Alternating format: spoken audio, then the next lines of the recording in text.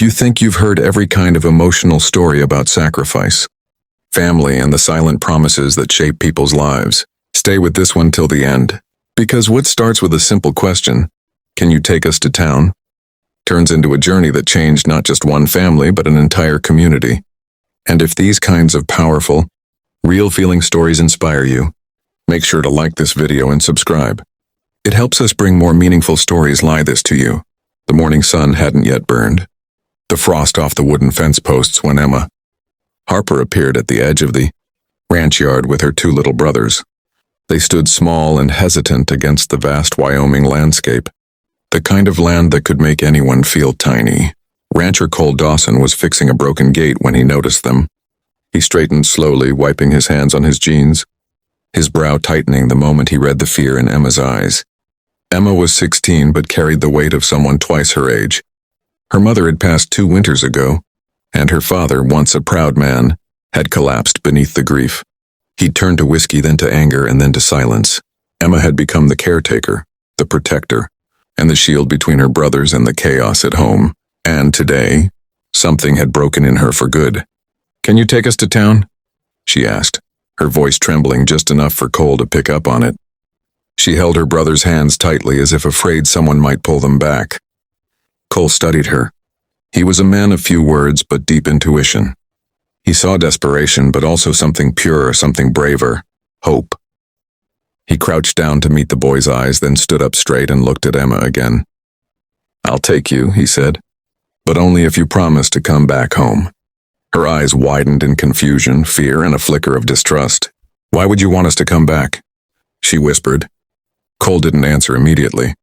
Instead, he looked past them toward the Harper ranch, dry, quiet, and hollow like all the life had drained out of it. Then he looked back at Emma, because no one should run from a home that can still be saved. Emma didn't believe that. Not anymore, but she nodded because she didn't know what else to do. The ride to town was long, the kind where the road hums beneath the tires, and stories leak out unintentionally. The boys fell asleep in the back seat, and Emma finally allowed herself to speak. Quietly, slowly, as if the words were fragile, she told Cole about the yelling, the empty bottles, the nights she had to hide her brothers in the barn, the mornings her father wouldn't wake up until noon, and the day before when he'd promised he'd stop drinking, then broke that promise before the sun had even set. Cole listened. Not once did he interrupt, not once did he offer a judgmental word. That was the thing about him. He knew that silence sometimes carries more comfort than advice. When they reached town, Emma went inside the grocer to buy food for her brother's, food she'd saved up for by doing small chores around neighboring ranches. Cole waited outside, leaning against his truck, watching her shoulders slowly loosen as she walked through the aisles. She looked like a bird, unsure if it was allowed to rest its wings. But the moment of peace shattered when a familiar voice boomed from behind them. It was her father, red-eyed, unshaven, and trembling with rage and shame. He stormed across the parking lot, yelling her name, dragging attention from every passerby. Emma froze, clutching the bags to her chest. The boys clung to her legs. Cole stepped forward without hesitation.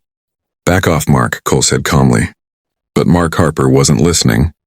He lunged toward Emma, not with the intention to hurt her, but with the desperation of someone terrified, of losing the last thing that tethered him to sanity. She backed away instinctively, her breath breaking. Then Cole stepped between them. He didn't raise his voice. He didn't raise his hands. He simply stood, quiet, steady, immovable. "Your kids aren't running away," Cole said. "They just needed air." Mark's fury cracked. His face contorted into something between agony and defeat. "She thinks I'm a monster," he muttered, tears welling. "But I'm trying. God, I'm trying." Emma shook her head slowly, fighting her own tears. "You promise and break it every time," she whispered. "We never know which version of you we're going to wake up to." That sentence hit him harder than any physical blow. Cole's voice softened but remained firm. "What if," he said, "instead of dragging them home, you let them go with me today? Just today. Let them breathe. Let them feel safe, and you take the day to decide if you want to keep losing them or start fighting for them." Mark stared at his daughter. And for the first time in years, maybe ever, he truly saw her. Saw the exhaustion, the fear, the strength she shouldn't have needed at her age. Then he dropped to his knees in the middle of the parking lot. "I'm sorry," he choked, sobs shaking his Frame, I'm so damn sorry. Emma cried too quietly, the kind of tears that come after holding everything inside for far too long. Cole gently guided them toward his truck. Mark didn't follow. He just sat there, broken but awake for the first time in years. Cole took the kids back to his ranch. He gave them warm food, warm beds, and a warm silence that let their hearts rest. Emma sat on the porch with him that night. The stars were bright, almost painfully so. You think he'll change? She asked. Cole took a slow breath. I think he hit the ground hard enough to finally look up. She didn't answer, but she didn't argue either. 3 days passed before Mark Harper appeared at Cole's ranch. This time sober, clean, wearing the same old boots. Emma remembered from the days when he used to lift her onto the horse saddle and call her his cowgirl. He didn't ask for forgiveness. He asked for help. Cole agreed, but only if he promised to keep fighting, every day, even on the days when fighting felt impossible. Weeks turned into months. The Harper ranch slowly came back to life. The boys laughed again. Emma smiled again. Mark kept every promise he made. Cole checked on them every morning, every evening, sometimes bringing tools, sometimes advice, sometimes just quiet company.